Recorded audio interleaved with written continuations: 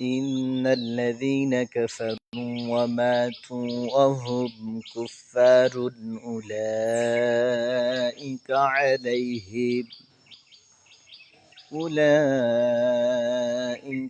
আলাইহিম লা'নাতুল্লাহি ওয়াল মালাইকাতি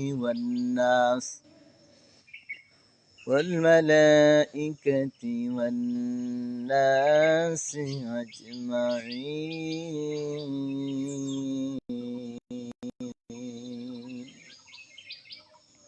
ইন্নাল্লাযীনা কাফারু নিশ্চয় যারা কুফরি করেছে ওয়া মাতু ওয়া হুম কুফফার এবং এই কুফরিরত অবস্থায় যারা মৃত্যুবরণ করেছে উলাইকা আলাইহিম লা'নাতুল্লাহ তাদের উপর আল্লাহ তাআলার লানত ওয়াল মালাইকাত ফেরেশতাদের লানত ওয়ান নাসি আজমাইন এবং গোটা মানুষের লানত তাদের উপর।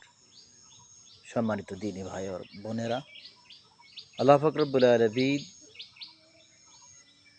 এই আয়াতে যারা কুফরি করেছে, আল্লাহ তাআলাকে অস্বীকার করেছে, তাদের উপর আল্লাহ তাআলা লানত, ফেরেশতাদের লানত এবং গোটা মানুষের লানত, তিনটা শ্রেণীর লানত সম্পর্কে বলছেন। শুধুমাত্র তাদের অপরাধ, তারা আল্লাহ তাআলাকে অস্বীকার করেছে, কুফরি করেছে আল্লাহ তাআলার সাথে, এবং এই কুফরিরত অবস্থায়, কুফরি করা অবস্থায় তারা মৃত্যুবরণ করেছে। এই জন্য আল্লাহ তাআলা বলছেন উলাইকা আলাইহিম লা'নাতুল্লাহ, তাদের প্রতি আল্লাহ তাআলার লানত, ওয়াল মালাইকাতি ফেরেশতাদের লানত, ওয়ান নাস আজমাইন এবং গোটা মানুষের লানত। এজন্য আমরা যেন কোনোভাবে আল্লাহ তাআলার সাথে কুফরি না করি, আর যদি কোনোভাবে কুফরি হয়ে যায় আমরা যেন তাওবা করে ফিরে আসি। কুফরিরত অবস্থায় যেন আমাদের মৃত্যু না হয়। কোনো কারণে যদি কুফরিরত অবস্থা আমাদের উপর আমাদের যদি মৃত্যু হয়ে যায়, তাহলে তা আমাদের পরকালীন জিন্দেগি শেষ। কারণ আল্লাহ তাআলা বলছেন যে কুফরিরত অবস্থায় ওমা তুহুম কুফফার, এই কুফরিরত অবস্থায় যদি কেউ মারা যায়, তারপরে আল্লাহ তাআলার লানত, ফেরেশতাদের লানত এবং গোটা সৃষ্টির লানত।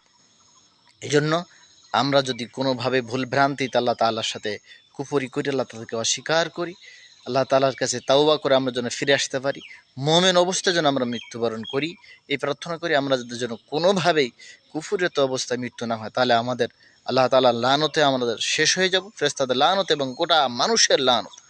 এজন্য আমরা যেন কোনোভাবে জীবনে কুফরি না করি। আল্লাহ তাআলা আমাদেরকে কুফরি থেকে, আল্লাহ তাআলার অবদ্ধতা থেকে, আল্লাহ তাআলার অস্বীকার করা থেকে আল্লাহ তাআলা আমাদেরকে বাঁচিয়ে রাখুন।